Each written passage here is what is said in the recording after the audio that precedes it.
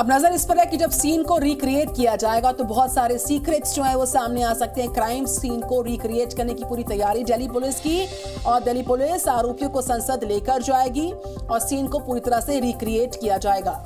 बिल्कुल, तो जब इस तरह की घटना होती है तो देखिए सीन रिक्रिएट करना अपने आप में एक बेहद अहम कड़ी हो जाती है। स्मोक क्रैकर के साथ कैसे ये आरोपी घुसे थे, दाखिल हुए थे, उसके बाद सदन में पहली छलांग किसकी थी, स्मोक क्रैकर आखिर क्यों नहीं पकड़ा गया, इन सभी पहलुओं से भी जांच होगी। तो जब रिक्रिएशन होगा तब एक एक सबूत जो है वो इकट्ठा किए जाएंगे और कैसे इन्होंने इस बड़ी घटना को अंजाम दिया, तमाम सुरक्षा होने के बावजूद भी उसको लेकर भी पूरी तरह से एक एक चीज जांच की जाएगी। और इस वक्त हमारे साथ हमारे सहयोगी प्रमोद शर्मा भी जुड़ गए हैं। प्रमोद, देखिए एक के बाद एक नए खुलासे हो रहे हैं, रिक्रिएशन की भी बात कही जा रही है और आप जानते हैं कि जब इस तरह की घटना होती है तो रिक्रिएशन एक बहुत अहम पहलू हो जाता है। ऐसे में क्या लग रहा है, आज और कल में रिक्रिएशन किया जाएगा?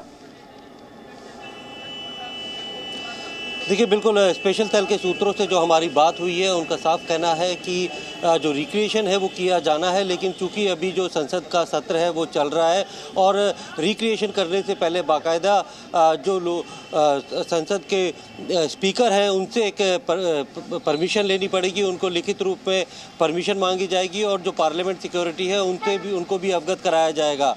तो फिलहाल या तो रविवार को या जब सत्र खत्म हो जाएगा उसके बाद जो है रिक्रिएट किया जाएगा पूरा सीन, किस तरीके से ये दोनों लोग जो है किस तरीके से अंदर गए थे। जो 3 लेयर की सिक्योरिटी है उसे बिल्कुल तरीके से घटाकर अंदर जाने के बाद कितनी देर वहाँ पे बैठे थे, कितना टाइम इन्हें जूते से जो है जो स्मोक क्रैकर है वो निकालने में लगा था।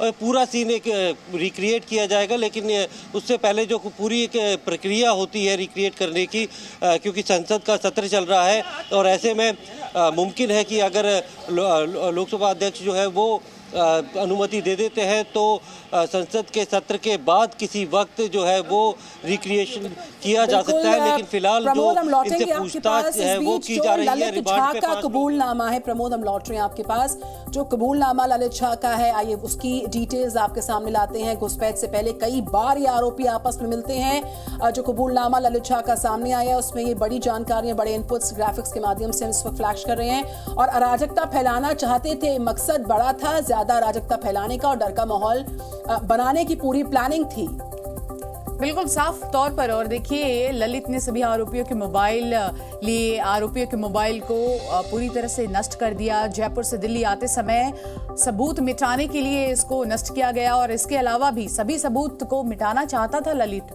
तो एक एक कर ललित ने क्या कुछ कबूला है ये जानकारी हम आपको दे रहे हैं और अभी भी जांच चल रही है। बिल्कुल, और प्रमोद शर्मा इस खबर पर लगातार रिपोर्ट करें। प्रमोद, जो कबूलनामा है जिसमें कई बातों का इजहार किया है बाकायदा, इतना समझ में आ रहा है कि प्लानिंग मैसिव थी, अराजकता ज्यादा फैलाना था, युवाओं को ज्यादा जोड़ना था और इस तस्वीर को और भयावह करने की तैयारी थी।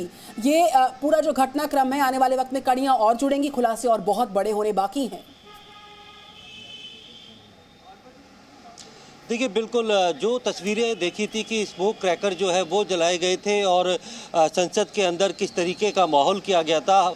हालांकि जो पूछताछ की गई है स्पेशल सेल के द्वारा तो उसमें कई सारे चौंकाने वाले खुलासे किए हैं। जो सागर शर्मा जो कि संसद के अंदर घुसा था उसने बताया कि इससे पहले उनका प्लान था, सागर का प्लान था कि संसद के बाहर जब जो सत्र चल रहा होगा तो वो खुद को आग लगा लेगा। इसके लिए बाकायदा ऑनलाइन कई तरीके के जो जेल है उसको सर्च किया गया था कि उस जेल को लगाकर अगर खुद को आग लगा ली जाती है तो खुद भी बच सकता है और एक संदेश जो है, एक अराजकता की जो स्थिति है वो पैदा की जा सकती है। ऑनलाइन ऑर्डर करते इससे पहले कि उनके पास पैसे नहीं थे, ऑनलाइन उन्होंने ऑर्डर नहीं किया, इस प्लान को ड्रॉप कर दिया गया था। और जिस तरीके से पूरा प्लान बनाया गया था, गुरुग्राम में इनकी मीटिंग हुई थी और साथ में जो महेश कुमावत और कैलाश है जो कि इस वक्त स्पेशल सेल की हिरासत में है, उनसे पूछताछ की जा रही है। ये दोनों दोनों नहीं पहुंच पाए थे। इनको लेकर भी एक प्लान बनाया गया था कि मीडिया के सामने अगर वो ट्रांसपोर्ट गेट के पास नहीं पहुंच पाते नीलम और अमोल, तो फिर ये दोनों मीडिया के सामने जाएंगे और वहां जाकर जो है अपना जो है विरोध जताएंगे। लेकिन ये दोनों नहीं पहुंचे थे, तो साफ तौर पे हिदायत दी गई थी नीलम और अमोल को कि आपको ही ये काम को पूरी तरीके से एग्जीक्यूट करना है। ललित झा उस वक्त वहाँ पास में मौजूद था, वीडियो बना रहा था, इनके सबके मोबाइल फ़ोन लेके वो चले गया था। पिछले लंबे समय से ये प्लानिंग कर रहे थे और इस प्लानिंग के तहत कई सारी ऐसी चीज़ें आई थी कि किस तरीके से जो है संसद के सत्र के दौरान जो है ज़्यादा से ज़्यादा एक तरीके से पॉपुलर होना है, अपना प्रभाव जो है पूरे देश भर में छोड़ना है, अपने आप को क्रांतिकारी विचारधारा के बताते हुए ये लोग कुछ बड़ा करने की प्लान कर रहे थे। अब स्पेशल सेल रेकी की गई, बल्कि एप्स का इस्तेमाल किया गया। एकदम हम कहें तो मजे हुए जो एक आरोपी है, जो सोच समझकर एक एक चाल चलते हैं, उस तरह से इन लोगों ने इस पूरी घटना को अंजाम दिया है। ऐसे में ललित के माँ बाप भी लगातार कह रहे हैं कि मेरा बेटा निर्दोष है, लेकिन पुलिस की कार्रवाई कहां तक पहुंची और आपको क्या लगता है कि अब कितने दिनों तक पुलिस रिमांड में इसे रखा जाएगा?